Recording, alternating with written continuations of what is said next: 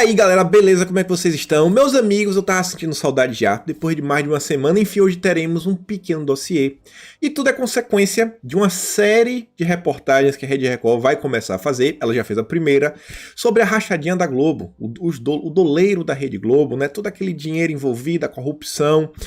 E aí eu fui assistir, fui ver algumas coisas, pessoas me falaram, e eu resolvi dar uma cavada, porque eles falam de Sérgio Moro e eles falam do escândalo do Banestado. Eu resolvi voltar, e a gente vai falar de Moro, a gente vai falar da Globo, a gente vai falar de FHC, a gente vai falar das pessoas da Lava Jato, vamos falar do depoimento de Sérgio Moro, vamos falar do Deltan Dallagnol, vamos falar do Barroso, antigo advogado da Rede Globo. Então a gente vai falar de muita coisa, e isso daí já vai desenrolar num próximo assunto, que é o quê? FHC está encabeçando aí um movimento que já tem agora a adesão do Alessandro Molon e inclusive já encaminhou uma PEC para acabar com a reeleição.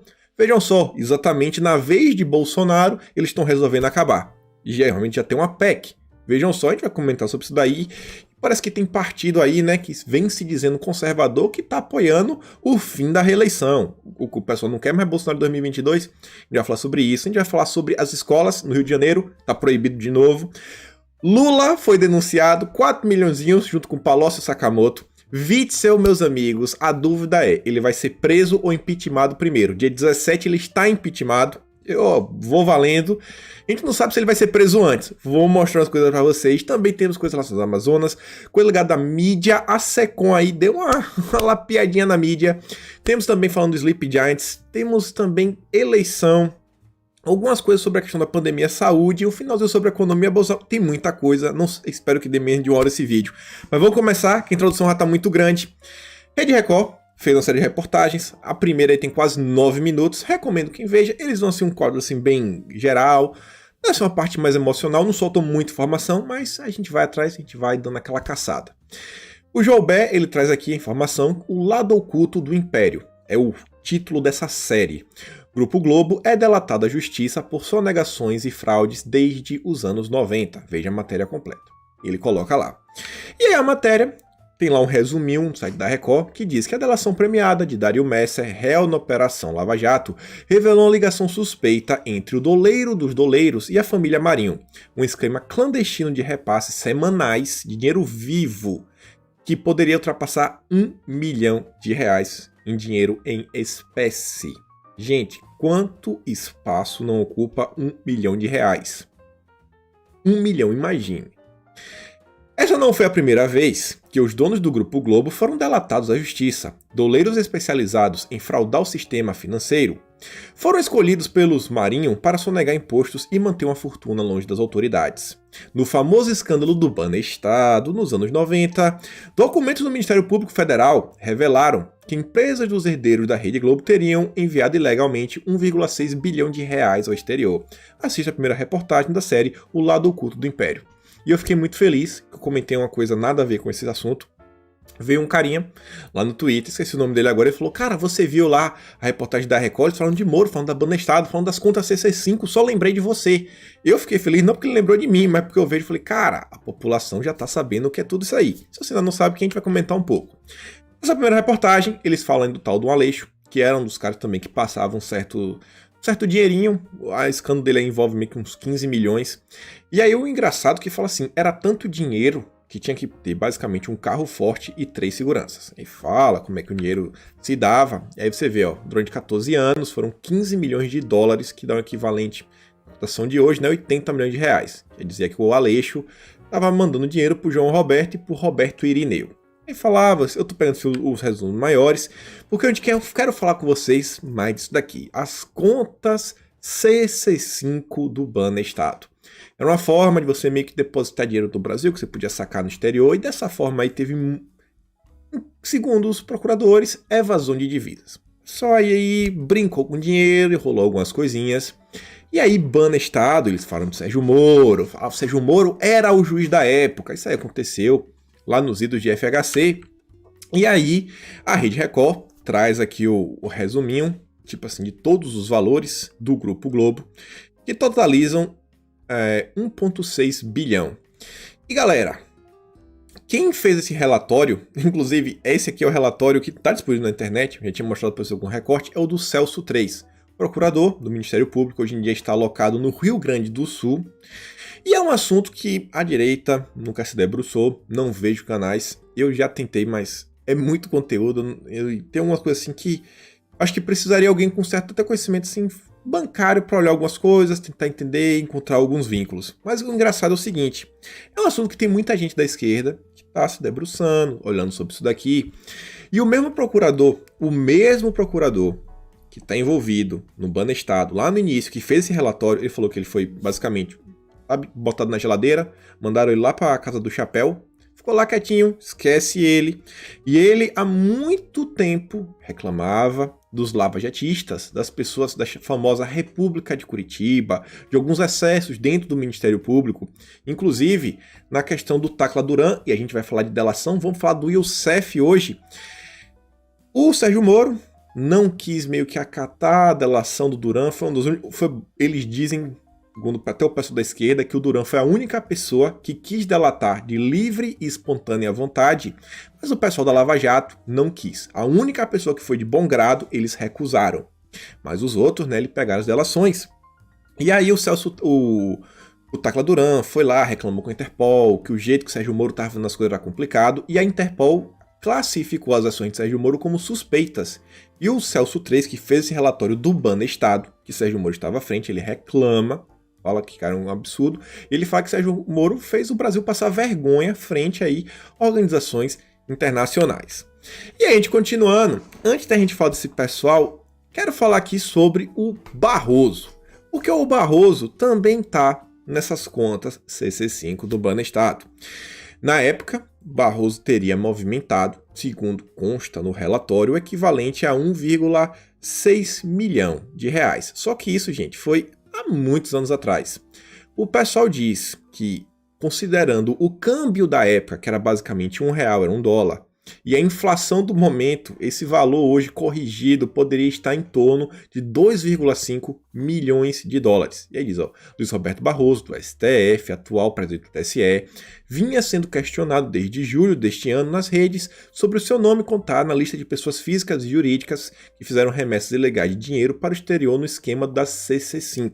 Isso aqui é uma matéria do Rômulo Maia do site Duplo Expresso. Ele faz umas lives de 5 horas, já tentei ver, é um cara de esquerda, defende Lula, mas é aquela coisa, ao mesmo tempo que ele defende Lula, ele é extremamente crítico de Barroso, ele diz que já foi estudante do Barroso, fala umas coisas assim que, várias críticas similares que o pessoal da direita tem, mas eu não tenho como assistir 5 horas de live.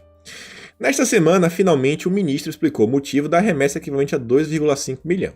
É o mesmo que ele está falando. Aí, como fez o cálculo, né, ele falou assim, mais ou menos, estava num para 1 na época do FHC, ele botou a critério aí de inflação e seria o equivalente a 2,5 milhões de dólares hoje, o valor do Barroso. E aí, segundo a resposta do Barroso, o nome dele seria assim, jamais fui cliente do Banestado.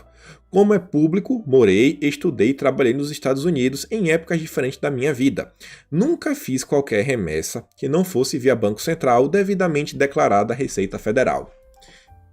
É o que ele diz, mas pelo menos no documento feito pelo Celso 3 consta lá aquele nome, né? Luiz Roberto Barroso. O Rômulo Maia ainda diz, como advogado da Rede Globo, alguma vez tratou de casos envolvendo o doleiro Dario Messer? Tinha conhecimento de remessas ilegais por essa empresa e pela CBF, outra cliente sua. Para quem não sabe, o Barroso, antes dele chegar ao STF, ele defendeu a Rede Globo, defendeu a CBF, defendeu também um caso extremamente famoso no país, que foi o César de Battisti. Ele cara lá que cometeu atrocidades na Itália e o Barroso ainda falou que o defenderia novamente. Então o Barroso está aí, defendendo, e o cara pergunta, e aí, cara? Defendeu a Rede Globo em algum momento? Em algum caso do Dario Messer? O Dario Messer ele também está envolvido no escândalo desde o Banestado.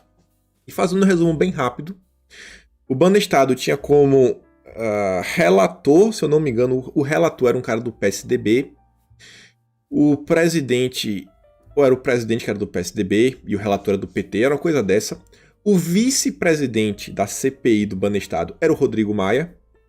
E algumas pessoas que foram réus e foram inocentadas no final das contas, temos aí nomes famosos como o Alcolumbre, o Barroso. Quem estava na frente enquanto juiz era o senhor Sérgio Moro. O promotor da época era o Carlos Lima, o famoso Boquinha da Lava Jato, aquele que está no antagonista hoje. A gerente ligada à conta CC5 era só uma coincidência, era a mulher do Carlos Lima. Não falando nada, não quero deixar nada no ar. E no final das contas, ninguém foi preso. Ninguém foi preso, o Alberto Youssef também estava envolvido. Tanto que, quem já assistiu até aquela série da Netflix, O Mecanismo, que tem o Selton Mello, que ele tenta... O nome do cara que ele tá meio que encenando na vida real seria o Gerson Rocha, um policial que foi afastado, falando que não tinha mais condição mental de trabalhar. Um cara que estava envolvido desde a época do Banestado, e a gente vai falar do pessoal da República de Curitiba. E olha só isso daqui. Fui lá pesquisando matérias mais antigas, 21 de dezembro de 2014. Sem acordos, não teríamos revelado esquema na Petrobras, diz Deltan. Matéria que fala do Petrolão. Só que tem uma informação interessante que eu não sabia e não sei se vocês sabem. Esse instrumento que ficou tão popularizado hoje em dia, todo mundo ouve falar, a famosa delação premiada, basicamente, o primeiro termo de delação oficializado no Brasil, sabe com quem foi? Alberto Youssef em 2003. Quem participou? Deltan Dallagnol. Deltan Dallagnol já estava participando do caso Banestado em 2003, com o doleiro Alberto Youssef, que no final das contas ficou livre, voltou a cometer crimes e foi pego no Petrolão mais uma vez. Coisa estranha, né? E muitas pessoas reclamam da questão das delações da Lava Jato, que foram seletivas, teve algumas que eles não quiseram pegar. O pessoal reclama muito do Marcelo Odebrecht, que falava que tinha muita gente, políticos grandes para entregar, e aí o pessoal ficou amassando o cara e não quis pegar, sabe? Um pouco meio seletivo. Não parece muito estranho quando a gente vê aqueles vazamentos, né, do Verdivaldo, a Vaza Jato, que falava, por exemplo, o Sérgio Moro falando, não, pô, não vamos no FHC, porque FHC é alguém que a gente não pode melindrar o apoio. Essa palavra ficou gravada, né, melindrar. Quem não sabe é uma pessoa que a gente não pode perder o apoio. É falar bonito. E a gente viu várias coisas, alguns excessos, algumas tramas por trás, como por exemplo o Deltan, tentando conversar com o Randolfo Rodrigues para mover uma ação contra o Gilmar Mendes. E o Randolfo Rodrigues, inclusive, ele é da Rede, do Rede Solidariedade. E no caso lá envolvendo assim o DPVAT, tem lá assim umas coisas assim, meio estranhas, que parece que tem um escritório, que o Barroso já foi ligado, meio que tem uns parentes ligados no escritório, já recebeu assim um dinheiro meio que da Rede para ajudar a protocolar algumas ADIs. Não sei, tô falando nada, só dá uma checada. STF todos bonitos e maravilhosos. E aí eu fui olhar mais coisas, só vamos cuidar dando uma encostada aí, né? Banestado, Sérgio Moro. E aí aquela típica coisa, gente, que a direita ainda não aprendeu. Às vezes a gente precisa ouvir a esquerda sem o preconceito, porque há muito tempo eles... Às vezes, né, um relógio parado 2 vezes no dia, ele vai acertar, né? 2 vezes no dia o relógio parado acerta. E olha isso daqui, 1º de maio de 2013, inclusive do Sindicato dos Trabalhadores, o site. Mas garotinho dispara chumbo grosso contra a Globo. E olha o que ele diz, eu queria ir um pouco mais além. O senhor João Roberto Marinho deveria explicar por que no ano de 2006 tinha uma conta em paraíso fiscal não declarada da Receita com mais de 100 milhões de reais e por que a Receita Federal não fez nada em 2006. Receita Federal. Deveria explicar mais. Senhor Alicâmel estava na lista do que estavam com dinheiro no escândalo do Banestado. O senhor Alicâmel é editor do Jornal Nacional, diretor de jornalismo da Globo. Receita Federal. Tem algum órgão da Receita Federal que ficou famoso na atualidade? Todo mundo já ouviu falar? Você já ouviu falar do tal do COAF? Ligado à Receita, né? Transações financeiras, órgão de inteligência. Vamos chegar lá. A gente vê, né? Todo mundo sempre falou desse tal do Banestado que nunca deu em nada. E aí, fui lá, né? Fui pesquisar algumas coisas. E aí eu me deparei com uma matéria que eu falei, não, cara, não acredito. Aí dessa matéria eu pesquiso uma coisa, pesquiso outra, pesquiso uma coisa, pesquiso outra. E as coisas em Brasília começam a ficar assim, um pouco mais claras.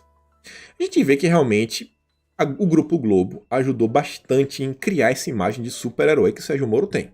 Junto com o pessoal do antagonista, que veio já bem depois. Mas o grande herói, Sérgio Moro, não surgiu de hoje. E aí uma matéria aqui que é do UOL, esqueci de colocar aqui a logomarca. Quem é o diretor da PF, pivô da crise entre Moro e Bolsonaro? O Valeixo. Não sabia quem era o Valeixo, ninguém nunca tinha parado para pesquisar, Ninguém assim foi adentro, entender a pasta de Moro. E o tanto que a gente já falou dos Valeixo, mas nunca teve essa informação. E olhem só, o ex-diretor-geral, o Valeixo, ele é próximo de Moro desde quando? O caso Banestado. Mas, rapaz, Valeixo também estava no Banestado. Peraí. Moro estava no Banestado, Valeixo estava no Banestado, Carlos Lima estava no Banestado, Dallagnol estava no Banestado. E alguns estavam no governo. Aí agora, né? Ex-ministro, ex-diretor-geral. Investigação que descobriu esquema de lavagem de dinheiro lá no Banco Estadual do Paraná em 2003. E falar várias coisas. Quando Moro foi convidado por Jair Bolsonaro para assumir o Ministério da Justiça, montou um time de assessores auxiliares com pessoas da chamada República de Curitiba, policiais e outros investigadores com experiência no combate a crime organizado e corrupção. Valeixo fazia parte dessa equipe e foi alçado ao posto de diretor-geral. Moro trouxe ainda 2 pessoas ligadas a Valeixo para Brasília, o antecessor dele na PF, o Rosalvo Ferreira Franco, e o diretor de combate ao crime organizado naquele estado, Igor Romário de Paula. O Igor Romário, acho que vocês devem conhecer. Ele é o delegado que está à frente dos 2 inquéritos do STF, o 4721 e acho que é o 4821, alguma coisa dessa, né? Que é o das fake news e o dos atos antidemocráticos. O Igor Romário de Paula. Também saiu na Vaza Jato, algumas conversinhas estranhas com o Sérgio Moro. Igor Romário. Onde é que o Igor Romário também estava? Teve um evento aí que aconteceu na cidade de Moro que ele também participou. Tem um evento antigo que vale a pena mencionar. Nos idos de 2016, o senhor Disney Rossetti, na época na PF, estava envolvido até a questão da Lava Jato. Inclusive, a fama do Disney Rossetti é o cara que, enquanto ele estava na frente da PF de São Paulo, a Lava Jato não mandou. E aí tem uma história, que são no Correio Brasiliense, que meio que ele vazou as informações para Alexandre de Moraes na época. Alexandre de Moraes foi no encontro, falou que no dia seguinte teria desdobramento da Lava Jato, e no dia seguinte o Palocci aí foi pego. E aí ele falou que vazou, e na época quem colocou panos quentes, falou que não teve nenhum vazamento, foi o Igor Romário. Colocou panos quentes entre esse burburinho da mídia. Mas a gente vai falar dele. Inclusive, quando o Sérgio Moro saiu, no mesmo dia, Alexandre de Moraes emitiu um ofício falando: ninguém pode mudar a equipe do inquérito das fake news. E quando ele montou a equipe, quem estava como interino, porque o Valeixo estava viajando, estava de férias, era o Disney Rossetti. Vamos continuar. Aí eu fui olhar, né? Igor de Paula, esse pessoal, eu falei, cara, será que esse pessoal também participou do Banestado? Aí eu fui olhar. Igor Romário de Paula, desde 2014, coordenador da Operação Lava Jato em Curitiba e atuou também à frente das investigações do Banestado. Peraí, então Sérgio Moro levou mais um cara do Banestado? É a República de Curitiba ou o time do Banestado? Aí depois eu fui ver sobre o Valeixo, assim, qual era o envolvimento dele com a Banestado. Ó. O Valeixo, ele comandou o inquérito da força-tarefa do caso Banestado. Aí eu fui lá, tá, beleza. Tem mais alguém que Sérgio Moro levou lá pra Curitiba, fazendo alguma coisa? Aí tem uma matéria do Migalhas. Sérgio Moro anuncia primeiro os nomes de sua equipe. Aí tinha lá, Érica Marena. Vocês conhecem a Érica Marena? Ela vai assumir aí o Departamento de Recuperação de Ativos e Cooperação Jurídica Internacional, DRCI, do Ministério da Justiça. Marena não só participou da Lava Jato desde o início, como ainda deu nome para a operação, ó, batizou. E aí, vale lembrar que a Érica também participou do quê? Do caso do Banestado. Atualmente, a Érica Marena é a superintendente da PF em Sergipe. Rapaz, o time Banestado estava firme e forte. Firme e forte no governo. Estranho, hein? Muito estranho. Pelo menos assim, a PF agora tá... Não sei, a PF agora tá indo. Vários escândalos de corrupção, né? A PF tá pegando. A PF tá fazendo várias apreensões de drogas. Não falando nada, né? Mas parece assim que desde que Sérgio Moro mudou, algumas coisas mudaram. Eu não estou querendo sugerir nada. Todos aqui lindos e maravilhosos. Time do Banestado.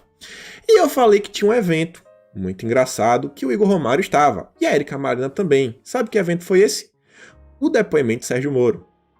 Quando Sérgio Moro foi depor, falando lá que Bolsonaro interferiu na PF e diversas coisas, quem estava lá no dia? Romário, Érica Marena e a Cristiane Corrêa. E aí, galera, como é que vocês reagem a isso tudo? Não parece que tem algo assim muito estranho acontecendo, mas muito estranho mesmo? Essa Érica Marena Eu falei lá atrás da Receita, falei do COAF. Eu não falo essas coisas à toa, né? A gente dá aquela já pra ficar aqui com o gostinho na boca. Onde é que a Érica Marina também estava? Banco Central mantém delegados da Lava Jato no novo COAF. A gente já falou dessa matéria aqui. Entre os integrantes do Conselho Deliberativo do órgão, que age no combate à lavagem de dinheiro, estão os delegados da Polícia Federal, Érica Marina e Márcio Anselmo, que atuaram na chamada Operação Lava Jato. Estava lá no COAF. Aí eu fui pesquisar sobre Márcio Anselmo. Márcio Anselmo nasceu em Caribé, Paraná, doutor em Direito, delegado da polícia, e lá trabalhou no caso do Banestado. Cara, o caso que não prendeu ninguém. Um caso que envolve dinheiro. Esse cara tá no COAF junto com a Érica Marina. Vocês lembram na Vaza Jato, quando chegou algumas coisas no STF, que o Gilmar Mendes, ele pega, lê lá algumas falas, que disse que o Deltan Dallagnol, que estava também no Banestado, tinha chegado lá, acho que era Roberto Leonel, tô na dúvida agora, não sei se foi com o Leonel, foi o cara do COAF, falou, pô, não tem como dar aí uma olhadinha no COAF, assim, de uma forma sem compromisso, descompromissada, dá um saque aí, cara, dá uma olhadinha aí se não tem nenhuma coisa. Então, galera, não é muito estranho o pessoal que vem trabalhando com isso. Então você vê assim que é meio que um time que... Sei. Na época do Banestado não deu em nada. Na época da Lava Jato, de Sérgio Moro, ninguém do PSDB caiu. Teve nada. Estranho, né? Muito estranho tudo. Sei, pelo menos pra mim, acho que a gente consegue juntar várias peças e mostrar assim que parece que o que vem acontecendo não vem de agora, vem de algum tempo. Dá pra também aprender, né? Que a direita precisa aprender, tentar ouvir um pouco mais, talvez a esquerda. A gente acaba descobrindo alguma coisa interessante. Mas vai vendo, né? Isso aqui eu acho que junta algumas peças. A gente falou do pessoal, o Igor Romário, o Disney Rossetti, volta a fazer aquela pergunta. Por que Sérgio Moro queria colocar Disney Rossetti, conhecido como o cara da PF, ligado a Alexandre de Moraes, no lugar do Valeixo? Porque o Disney Rossetti, inclusive o Valeixo, em seu depoimento, disse que na cabeça de Sérgio Moro ele tinha como nome o Fabiano Bodinho da DEPEN. Então tudo muito estranho, né? Vamos ver o que a Record também consegue achar, vamos continuar acompanhando. Quem quiser assistir as lives do Duplo Expresso tem 5 horas, ver se acha alguma informação interessante, o site deles é bem confuso também. Estão bastante tempo olhando sobre a questão da Banestado. E a gente vai falar um pouco sobre Fernando Henrique, estava lá, né, no que nada para ele. Falar da Globo aqui ainda, olha só, o Joubert traz aqui a questão do movimento pela lei do mandante. As pessoas estão fazendo uma pressão para que Rodrigo Maia coloque em pauta a MP aí do mandante, que permite que os clubes façam suas transmissões no YouTube, qualquer lugar que eles quiserem. Então ele tá aí, chamou, o pessoal ontem levantou a hashtag pela lei do mandante, fazendo uma pressão. Bia Kicis também fez pressão. Caroline de Tone também fez pressão. MP do futebol, 45 clubes declararam apoio à MP 984, que dá ao mandante de uma partida o direito de transmissão, quebrando assim o monopólio da Globo. E ela fala, a MP 984, que acaba com o monopólio das transmissões das partidas de futebol, ao dar o direito de transmissão ao clube mandante, está recebendo cada vez mais apoios. Já são mais de 40 times de todas as divisões apoiando a medida. Além de democratizar os direitos de transmissão, essa MP abre uma nova possibilidade de receita para os times. É mais uma medida do governo de Bolsonaro em defesa da liberdade econômica. Mas o pessoal da Globo aí não quer. A conversa é que Rodrigo Maia, ele tem um xodózinho assim pela Globo e ele vai deixar caducar. Então, gente, eu acho que a gente realmente deveria colocar uma pressão, né? Não é pessoal, mas a Globo é a Globo, né? A Globo, eita Globo, hein? Coisa. E aí FHC, tava lá, desde aquela época, tudo acontecendo. E aí no dia 5 de setembro, FHC, ele redige um artigo, escritor, né, grande intelectual da esquerda, premiado aí como um dos maiores conhecedores do Gramsci na América Latina, Revolução Cultural, onde ele falava que ele se arrependia da reeleição, de ter permitido a possibilidade de reeleição. E essas coisas só acontecem no governo Bolsonaro, né? Ele poderia ter se arrependido, não era Temer, não era Dilma, não era Lula, mas não. Até no segundo mandato dele. Mas não, ele se arrepende, sempre tem que ser, é coincidência. E o seu próprio seu Sepúlveda diz, ó, já notaram que, com o FHC na dianteira, começou o cortejo dos democratas arrependidos com o Instituto da Reeleição. As carpideiras descobriram agora que a reeleição já fez muito mal ao país. O pai da reeleição, Fernando Henrique Cardoso, não descobriu isso com a reeleição de Lula e de Dilma. E aí sai uma matéria, já falando da reeleição, dizendo que a maioria dos líderes de partidos no Congresso apoia o fim da reeleição. Bom, Bolsonaro, ele estava apoiando lá no início. Ele falou, vamos fazer reforma? Agora fazer reforma para todo mundo. Agora bota aí 5 anos. Faz 5 anos, o cara se elege, governa por 5 anos, já foi. Agora, cara, convenhamos, gente, mudar a regra do jogo na vez de Bolsonaro é um negócio assim meio complicado, né? Lá atrás ninguém queria. Aí Andresa Matais diz assim, ó, exclusivo, o ex-presidente FHC levantou o assunto e o Congresso deve respaldar a maioria dos líderes de partidos no Congresso apoia fim da reeleição. Aí vamos ver a matéria. Já coloca que Bolsonaro prometeu, ainda em campanha de 2018, o fim da reeleição para cargos no Executivo e tem apoio de líderes em 15 dos 14 partidos. O assunto, esquecido por Bolsonaro após eleito, voltou a ganhar força depois das declarações do Fernando Henrique, que diz que o errado dá aval à medida que lhe permitiu ficar 8 anos no poder. E aí, uma PEC, né, a emenda da Constituição, para proibir recondução de presidentes, governadores e prefeitos, já foi apresentada na semana passada pelo Molon, do PSB, Alessandro Molon. O Congresso está atrasado no debate sobre reforma política. Acho que deveríamos caminhar para ter mandato de 5 anos sem reeleição, afirma aí o Arnaldo Jardim de São Paulo, líder do Cidadania, antigo PPS, concordando com a proposta do FHC.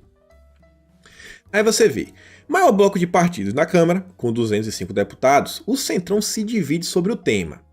Enquanto no PTB, no Republicanos e no PL, a opinião é favorável a acabar com a possibilidade de reeleição no país. Pô, os grandes conservadores estão apoiando que acabe a reeleição logo agora, não pode esperar para apoiar daqui a 2 anos, 2023.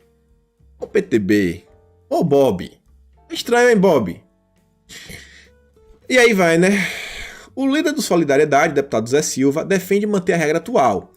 E aí, olha só isso daqui. O Bob, ele podia talvez ter seguido o caminho do Ciro Nogueira, que é do lado do Pernambuco, do Progressistas. O Ciro ficou em cima do muro. Olha o que o Ciro disse. Acho que isso pode até ser revisto, mas não para os atuais governantes. Seria uma violência tirar o direito de quem já está permitido na Constituição. Se tiver de haver alguma mudança, é para 2026. Ele falou, não, beleza, agora a partir de 2026. Aí, aparentemente aí o PTB está apoiando. Aí você pode falar, mas e aí essa PEC já ia valer para agora, para 2022? O pessoal está apoiando ou seria só para 2026? Deixaram claro, não deixaram claro? Porque, pô, para você não estar pegando no pé do PTB, a gente vai ser justo. Aí você vê, né? O partido de Ciro se aproximou do Palácio do Planalto nos últimos meses, quando começou a ocupar cargos no governo e integrar a base aliada no governo. Aí fizeram as perguntas lá pro Molon, para saber o que é que ele pensa aí dessa PEC. Olha, pra gente ver, pra quando vocês acham que esse cara quer que essa PEC já seja, tipo assim, oficializada e efetivada? Primeira pergunta, por que apresentar agora uma PEC para acabar com um Instituto da Reeleição para presidentes, governadores e prefeitos? Olha por que ele apresentou a PEC agora. Desde o início da pandemia, percebi que a conduta inconsequente do presidente da República, Jair Bolsonaro, tinha como um dos seus elementos a obsessão dele com a própria reeleição. Parece que ele quer isso daí para 2026 ou parece que ele quer impedir que Bolsonaro se reeleja? Depois ele vai falar um monte de porcaria de Bolsonaro. Depois, ó, a proposta do senhor não traz um período de transição. Teria validade imediata. Mudar a regra no meio do jogo não pode ser classificado como casuísmo e provocar críticas? Ele diz, ó, a reeleição não é direito adquirido. Para agora. Tá claro? E aí? E aí, a galera do Centrão vai apoiar isso daí? Quer dizer, agora que não querem mais Bolsonaro em 2022? Aquele apoio, sou 100% Bolsonaro. O que foi que mudou? Tá meio estranho, né? A sorte é que uma PEC dessa para passar precisa de 308 votos. O pessoal conta que na melhor das hipóteses, até o momento teriam 302. Na melhor das hipóteses, muita gente em cima do muro que ainda não sabe muito bem. Eu acho que talvez não passe. E aí a gente pode ver, né? Então, Graças a Deus, até então, que Bolsonaro se aliou com o Centrão, né? Imagina uma coisa dessa daí passa. Imagina uma coisa dessa daí passa. Aí a gente sabe que o Bolsonaro tá reeleito, aí não tem Bolsonaro, porque vai estar impedido. Agora, engraçado, né? Isso só acontece na vez de Bolsonaro. E aí, falando dessas questões, né, jurídicas, uma notícia boa, notícia sensacional. Eu sei que alguns vão ficar, os cariocas vão ficar tristes, mas o restante do país vai ficar feliz, porque Witzel acaba de ser denunciado novamente pela PGR e agora por organização criminosa. E vejam só, desta vez apontado pela Lindora Araújo como chefe da organização dessa Orcrim, né? E ela, nesse diapasão, a Orcrim, somente com esse esquema ilícito de contratação de organizações sociais na área de saúde, tinha por pretensão angariar quase 400 milhões de reais de valores ilícitos, ao final de 4 anos, na medida em que objetivava cobrar 5% de propina de todos os contratos.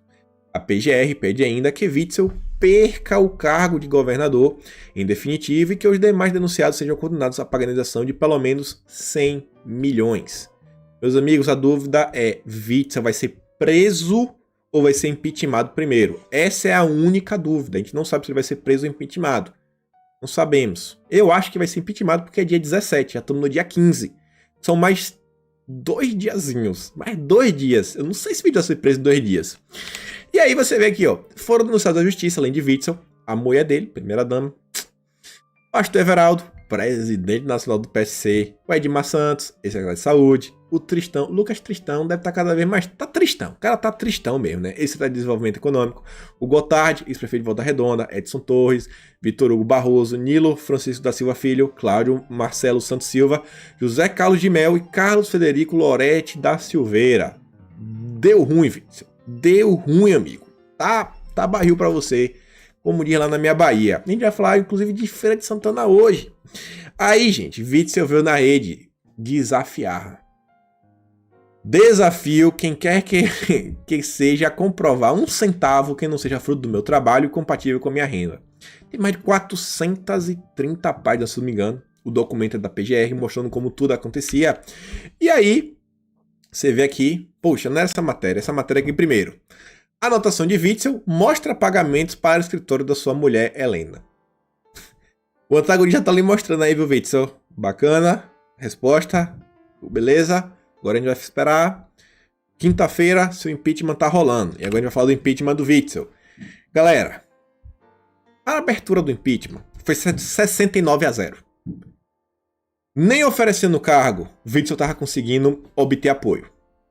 O relator do processo, olha só, relator do processo de impeachment contra Witzel, o deputado estadual Rodrigo Bacelar, não poupa o governador de críticas.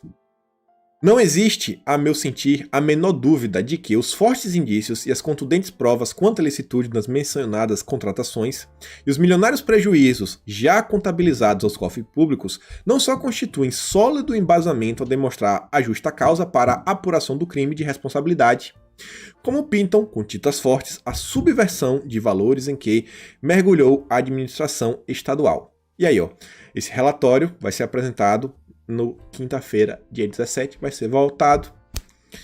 E eu acho que vai ser o dia realmente do adeus. A gente não sabe o que vai acontecer no vídeo primeiro, né? Ainda tem tempo aí de alguém agir primeiro e Witzel ver o sol quadrado. E aí, galera, como é que vocês sentem? Vocês estão tristes? Se vocês estão tristes, calma que tem mais uma notícia boa. Força-tarefa da Operação Lava Jato, lá no Paraná, acusa Lula e outros 2 petistas pelo crime de lavagem de dinheiro envolvendo aí 4 milhões. 4 parcelinhas de 1 milhão cada. É Lula, Palocci, Paulão Camoto. Quando é Lula, cara, não precisa nem falar muita coisa, né? Só explicar. Lula foi acusado. Ninguém quer muito saber. Assim, quanto foi dinheiro dessa vez e o que é que tá envolvido?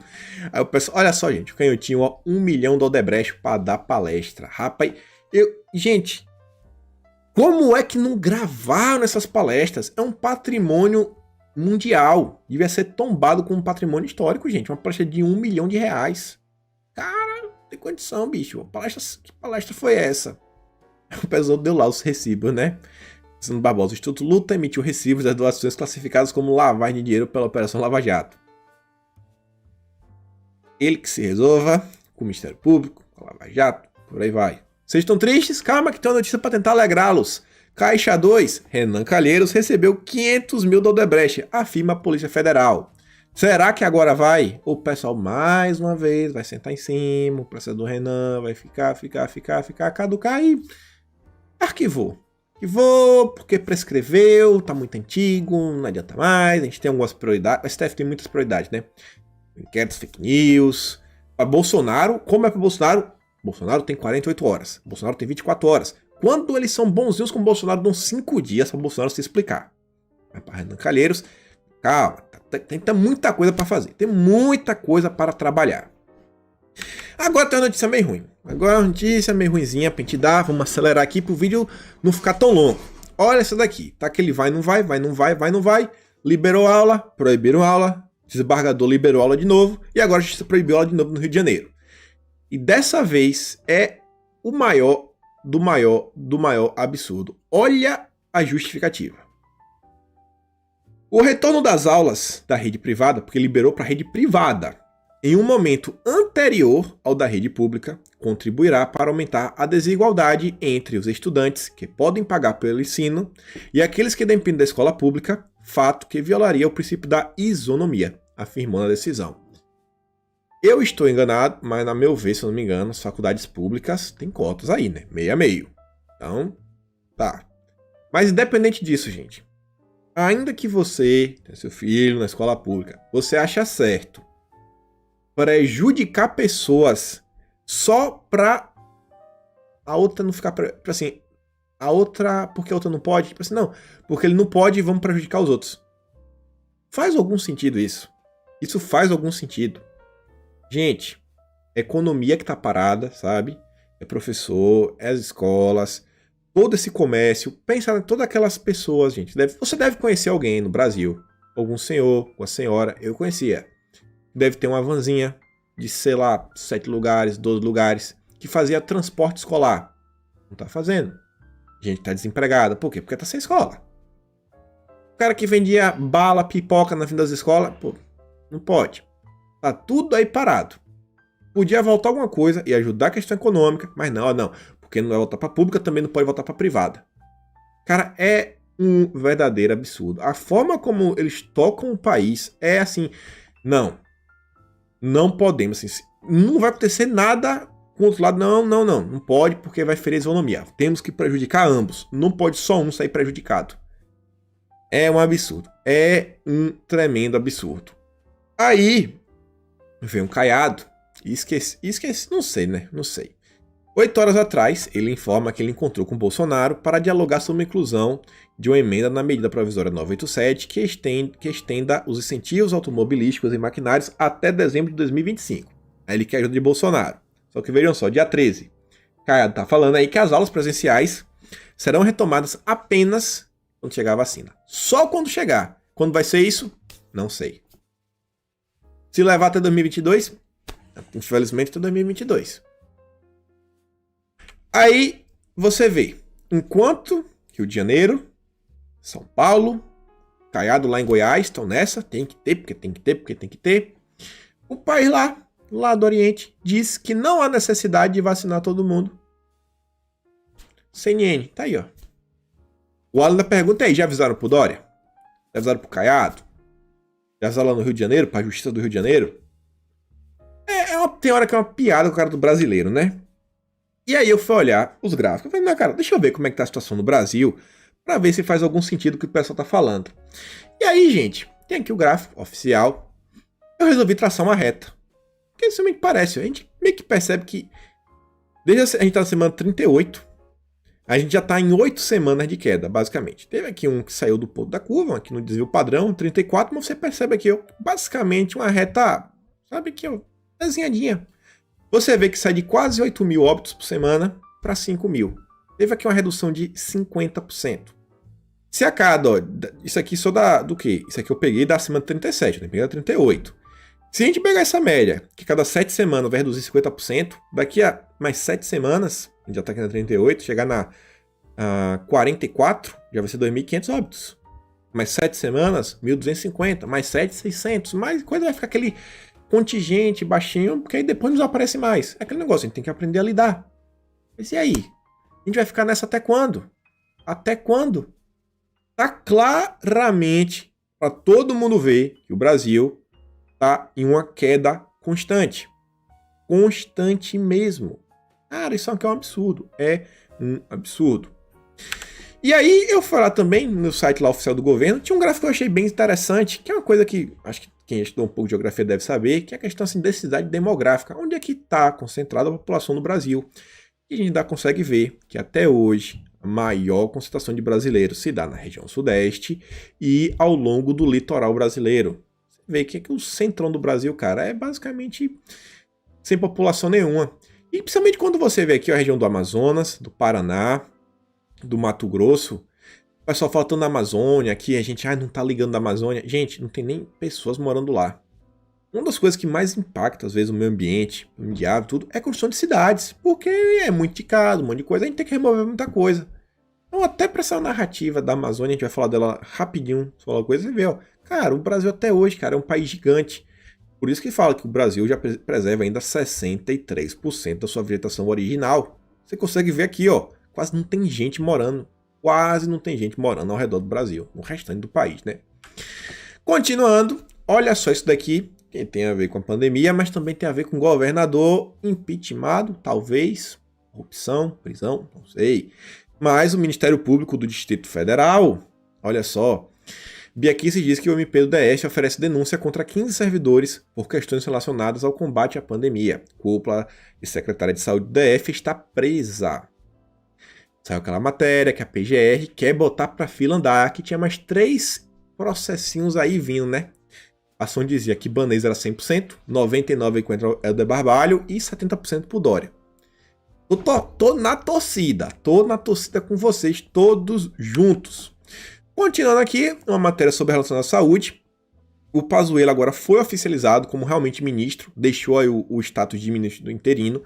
Eu espero que agora ele tenha mais força, realmente, assim, para tentar mudar o protocolo, facilitar a chegada aí do remédio, que a gente não pode falar o nome, ao redor do país, poder ajudar aí algumas coisas, bater bastante também nessa coisa da narrativa, ajudar as escolas do Rio de Janeiro a voltar. Espero aí que o Pazuello tenha muita sorte agora que tornou oficializado mesmo. Espero que ele ganhe mais força, principalmente assim no trato para quebrar narrativas. E aí, gente, olha só, já que tá falando em ministro, uma coisa, tinha chegado a denúncia semana passada, que o pessoal da Fundação Lema, isso aqui é o próprio site oficial deles, se reuniu com o ministro da Educação. No dia 4 de setembro, Fundação Lema estava lá. E aí o encontro teve como objetivo apresentar ao ministro o trabalho que a Fundação Lema está fazendo há quase 20 anos. Aqui é uma informação interessante. Enquanto a direita, a gente basicamente sentiu o gostinho assim de estar com algum poder na mão, mínimo, em 2018, tem nada. Só a Fundação Lema tem 20 anos. O cara é bilionário. Atualmente o segundo homem mais rico do Brasil. 20 anos. Você tá vendo? É 20 anos que esse pessoal tá tentando mexer na educação brasileira. E aí, uma das principais coisas que eles apresentaram nessa reunião foi a Base Nacional Comum Curricular. Eu já fiz aqui em vídeo, mostrando o que é detalhadamente. Quem quiser ver, olha o episódio 97. Não sei se o nome é Dossiê Dallagnol ou Dossiê Renova BR. É a primeira vez que eu falo do Renova BR, de forma assim bem profunda. Leio várias coisas da Base Nacional Comum Curricular. Mas vocês precisam saber o seguinte, isso daqui é uma base única. No Brasil inteiro, todas as pessoas vão aprender uma única coisa. Sabe aquele ensino assim mais regionalizado, que você lê os escritores da sua cidade, você aprende um pouco sobre a história da sua cidade, geografia da sua cidade, do seu estado? Não vai ter. É uma base nacional comum. E isso daí, a depender de quem estiver no poder, se a esquerda chega, eles vão ter todo o poder centralizado em suas mãos. É uma coisa absurda, todo mundo da direita repudia isso. Mas o pessoal foi lá e a gente vai ver qual foi a explicação do pessoal do Ministério da Educação. E quem estava na reunião? Estava o Milton Ribeiro, que é o ministro, estava o Carlos Nadalim, que é ligado à ala mais conservadora, aí estava a Isabel Pessoa, estava também Inês Augusto Borges, e estava o pessoal da Fundação Lema, e um nome interessante você vê, ó, Mendonça Filho, ex-ministro da Educação. Olha o poder que a Fundação Lema tem. E aí o Nadalim fala, galera, ó, cabe alguns esclarecimentos sobre a reunião que o MEC teve com o terceiro assessor. Recentemente a Fundação nos convidou para o encontro com o objetivo de apresentar suas iniciativas. Primeiro nós ouvimos seus representantes e em seguida mostramos nossas ações. Então, tipo assim, gente, tem coisas que acaba sendo impossível de você evitar. Até porque o governo tem que receber as pessoas, né? Se marcou pauta. Infelizmente não tem nenhuma ONG da direita para tentar pegar a pauta, a mesma coisa, porque, cara, ninguém, às vezes, alguém tentou marcar horário para falar o quê? E o pessoal tem força, né? Complicado, tem muito deputado, tem um lobby, tem a Tabata Amaral, tem alguns outros deputados aí federais. O pessoal tem força. Ele fala várias coisas, mas ele fala assim, ó, sobretudo no caso do MEC, uma reunião de trabalho não significa, nem pode significar adesão aos princípios daqueles com quem conversamos. Falando, ó, não é porque a gente se juntou com ele que a gente tá aderindo ao que eles estão falando. Então já deixou um pouco mais relaxado, e ele termina falando, ó, que o ministro, o Milton Ribeiro, está em garantida estabilidade para trabalhar, algo muito importante. Ele fala que segue firme em cumprir as promessas de campanha do presidente Jair Bolsonaro, sempre respeitando os valores e princípios do povo brasileiro. Deixou o pessoal mais calmo, então tá beleza, tá tudo beleza. E aí, falando de educação, é o que eu digo, a direita, cara, a direita tá muito atrás. Olha aqui só, o Chicão diz que lá, a Universidade Federal do Maranhão, está aqui realizando, entre o dia 16 a 18, a segunda conferência de Gramsci, Marx e Marxismo. Não vou ler tudo, mas olha só a conferência. Olha só a conferência.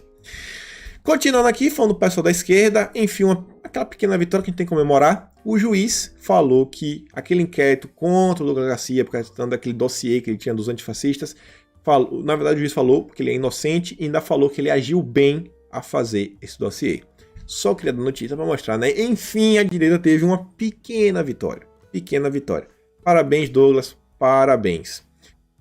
Falando aqui ainda de questões tensas, culturais, esquerda, direita, conservadorismo versus progressismo. Vocês devem estar sabendo. O filme do Netflix está rolando aí. Um filme complicado. O Leandro Ruschel cobrou a Damares, dia 13, falou: Damares, você não ficou sabendo desse filme, cara? Que aborda, assim, as crianças de uma forma complicada. É preciso acabar com esse filme. Ela fala, ó, não vamos ficar de braços cruzados, deixa comigo. E ela compartilha aqui a matéria e diz assim, ó, já estudamos que medidas podem ser tomadas. O filme é acusado. O filme, o pessoal tem 11 anos. 11. Dança de um jeito, assim, complicado. E é um filme para maiores. Os atores principais têm 11, mas o filme é só para mais de 18. Pra entender. Não vou nem mostrar foto, né? Pelo amor de Deus. Nos Estados Unidos, o pessoal acionou o Departamento de Justiça, os senadores, para tomar medida legal contra a Netflix. Olha a reação no Brasil. A Damares soltou aquela foram duas falas. A Damares soltou aquelas únicas duas falas no Twitter. Deu uma matéria no Estadão, sendo BR político, né? Damares promete abrir fogo contra a Netflix. Olha já a manchete. Aí você vai ler o texto. Os caras estão usando a situação para fazer crítica ideológica. E viu? Conservadores estão acusando o filme de promover... Sabe o que é, né? Olha aqui. Começa com S. Olha só. Você é muito caro do pôster. A Netflix até mudou o pôster. Em terras tupiniquins, apoiadores de Bolsonaro que fecharam os olhos para piadas do presidente contra a menina, blá blá blá blá, ficou enchendo o saco. E depois vem a Netflix para ver reconhecer o pôster que foi inapropriado e substituiu a imagem. Até a Netflix já reconheceu que é complicado. Mas para os jornalistas brasileiros, tanto faz quanto fez. Continuando aqui na Damares, ela fala assim, ó, sabe qual é o problema de tudo isso daí, gente? Porque pela primeira vez na história do Brasil, um governo tem se preocupado em fortalecer os vínculos familiares e, consequentemente, fortalecer a economia. Experiências de outros países mostram que fomentar esse tipo de turismo pode ampliar ainda mais a demanda deste importante setor. Continuando aqui, isso aqui era para eu ter colocado um pouco mais lá atrás, só para falar, né, como esse pessoal usa de ideologia. O Ricardo Salles está mostrando que o mesmo problema que tem no Brasil, que eu falei que tem aqui na Austrália, que às vezes você não pode fazer algumas queimadas controladas para evitar que um incêndio se alastre muito, também não pode fazer lá na Califórnia, está tendo incêndio no atual momento. É mundial, gente. E coincidência ou não, qual o estado conhecido como o estado mais progressista, mais de esquerda? Estados Unidos? Califórnia e Nova York. Vai entender. É só coincidência. E aí, o professor Olavo fala uma coisa interessante, né? Pra gente ver por que nós temos tantos problemas. Ele diz assim, ó, tantos hoje, isso foi em 2016, dizem querer o Brasil de volta e em vista disso gritam que Bolsonaro 2018.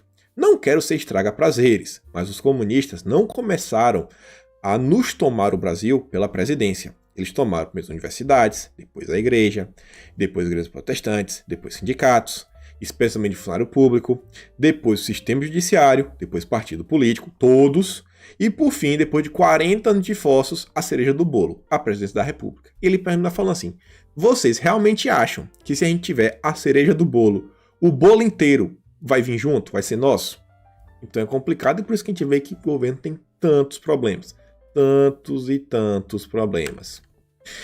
E aí, falando, isso aqui é mais ou menos mídia, empresa, economia, problemas que a direita enfrenta todo dia. Continua lá, os Sleepy Giants, agradecendo as empresas que estão boicotando o Olavo de Carvalho. Até o fim, ó. Quinto Andar, Seara, Uber, Danoninho, House, 123 Milha, Bradesco e Deezer.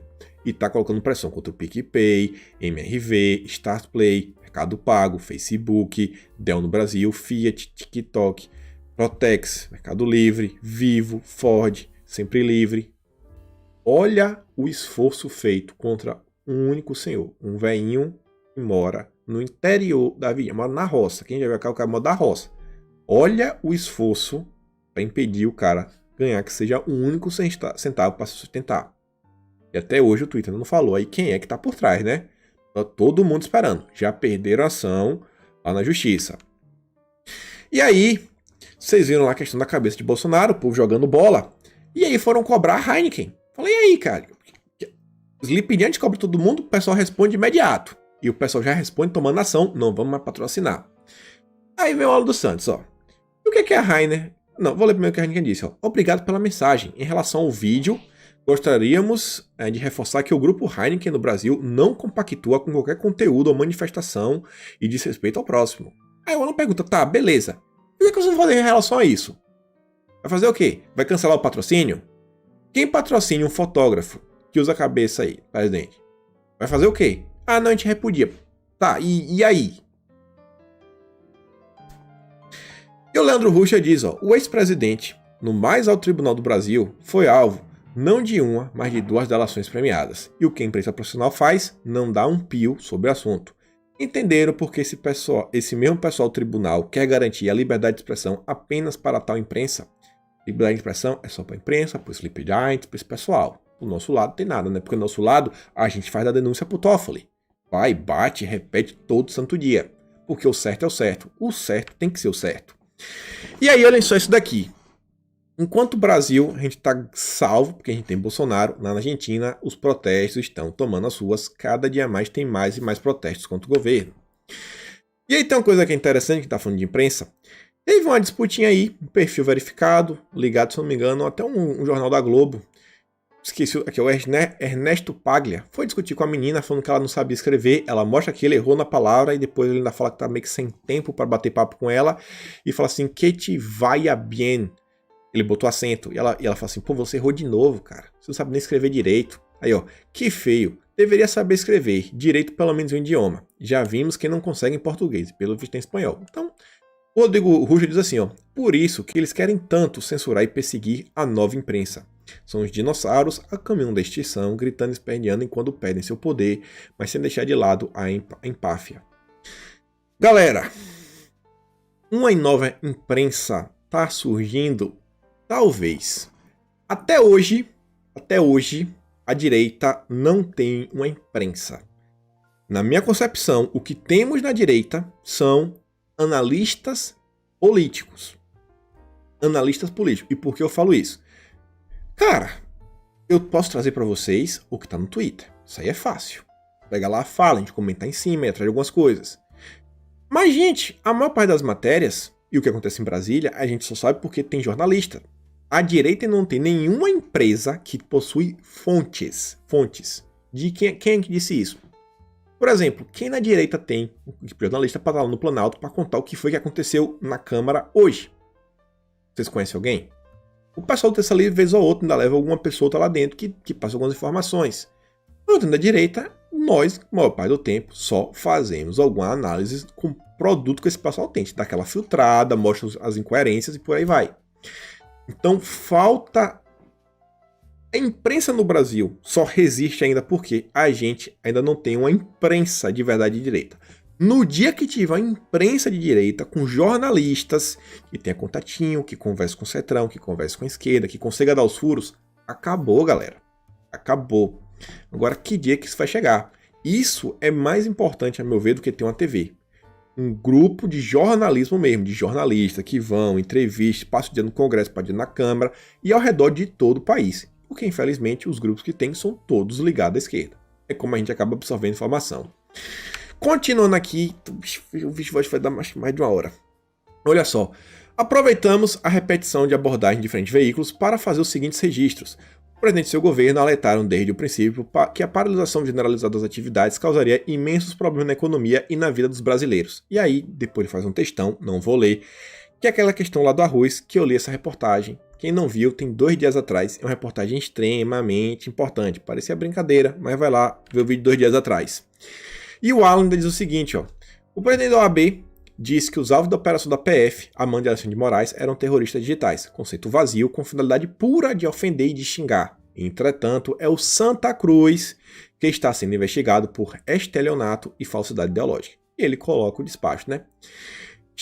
Acusa-os do que você faz, xingue-os do que você é. Um bate-bola rápido sobre a eleição, para dar risada junto. O Arthur, mamãe falei, diz que agora que se for eleito, vai mover a prefeitura para Cracolândia. Diz que vai abrir um gabinete itinerante focado nos temas mais sensíveis da cidade. E vai mover lá para Cracolândia até que a situação se resolva. E ele falou que tem que resolver abordando seus aspectos humanos, jurídicos, sanitários e urbanísticos. Muito fácil, falou de forma geral. Mas que ação que ele vai tomar para resolver a Cracolândia? Não sei. É muito bonito. Não, eu vou resolver os aspectos humanos. Que aspectos você vai resolver? Como? Só, ó, lero. Olha só isso daqui. Daiane Pimentel. O pessoal chama inclusive de Falciane. Mais falsa que nota de R$3. Deputada federal, Daiane Pimentel, PSL da Bahia, em penúltimo lugar para a prefeita de Feira de Santana. Seria ela a Joyce de Feira de Santana? E seu marido Alberto é candidato a vereador de Salvador. Eduardo. Como se for falar de minha cidade, cara. Não fale isso, cara. Joyce de Feira de Santana, mano, eu entendo que você quer comparar ela, mas Feira não merece isso, cara. Feira é uma cidade de gente boa, do coração, velho. Feira de Santana, ela tá em penúltimo lugar por um motivo. A galera em Feira conhece Daiane Pimentel, gente. Conhece. Então, minha cidade tem que trazer aqui, né? Do PSL de Bahia, foi eleita. Nunca mais vai ser. Nunca mais, galera. Nunca mais. Foi um erro que a Bahia cometeu. Eu, enquanto baiano, lugar de fala, peço desculpas a vocês. Sei de muita coisa aí. Qualquer dia a gente fala, porque infelizmente eu só posso falar aquelas coisas, né, que tiver como mostrar. Aquelas conversas de orelha, eu só podia mostrar se alguém mandasse um áudio. O pessoal não libera, mas, cara, não vote. Tá em feira, cara, não vote. Não vote. Vocês estão falando, é Colbert, é Zé Neto. Esse pessoal todo aí que todo mundo já tá cansado, tá complicado, mas calma, vai dar certo. Mas Daiane, de jeito nenhum. Olha outra aqui, lá do PSL, querendo agora surfar na onda. Bolsonaro foi na Paraíba e vetou a presença de Julian Lemos. Foi lá, fez o que fez. Na época lá do áudio vazado, falando na Jovem Pan, criticar o governo, defender o delegado Valdir. Tava do lado de Bebiano. Agora aguenta, Julian. E aqui um gráfico, gente, que vale a pena vocês verem. Isso aqui é para os Estados Unidos. E eu pergunto para vocês, será que isso também não é aplicável ao Brasil? Você vê, ó, que o meio dos Estados Unidos, que é tipo o Brasil, bem deserto, é o interiorzão, você vê que é vermelho mesmo. Você vê que esse cinturão aqui, ó, é vermelho nos 2 mapas. Vermelho significa que é a galera da direita, que vota no Trump. O azul é a galera da esquerdinha, da canhota. Você vê que entre pessoas que nunca casaram, às vezes aquela galera mais banda voa, mais vida louca e qualquer coisa disso daí, gosta de fé, de um reggae, você vê que a maioria é da canhota. E você vê a galera que casa, que tem família, por aí vai. Olha só, todo mundo vermelhinho. Agora ainda assim, ó, a Califórnia aqui, ó. Ei, ela tem que ser a canhota, né? De qualquer jeito. Mas você vê como são as coisas, né? Análise interessante, que eu acho que no Brasil se repete, né? O pessoal assim mais família sempre acaba votando em Bolsonaro. Falando em família lembra muito religião, né? Você vira aquela questão que o Bolsonaro falou que ele teve que vetar, senão ele ia cair. podia ser impeachment por crime de responsabilidade, mas ele falou que é uma coisa absurda essa ideia de penalizar as igrejas e que ele vai apresentar uma PEC para ajudar. Aí veio o João Amoedo para falar assim, ó: Bolsonaro vetou parte da anistia das igrejas, mas deixou claro que ao invés de trabalhar para todos os brasileiros, prefere protegê-las, concedendo privilégios que são pagos por todos nós. E o Flávio Garagem, então tem um vídeo com ele aqui, a gente falando de mecânica. Esse aqui tem tesão em taxar a igreja. Pô, Amoedo. E aí, galera, olha só. Bate bola bem rápido para chegar ao vídeo, fechar o vídeo. Dólar fecha no menor patamar desde o final de julho.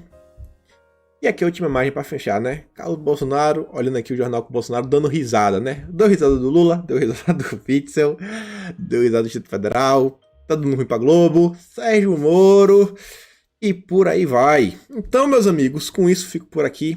Aquele grande beijo, abraço, tamo juntos e valeu, galera.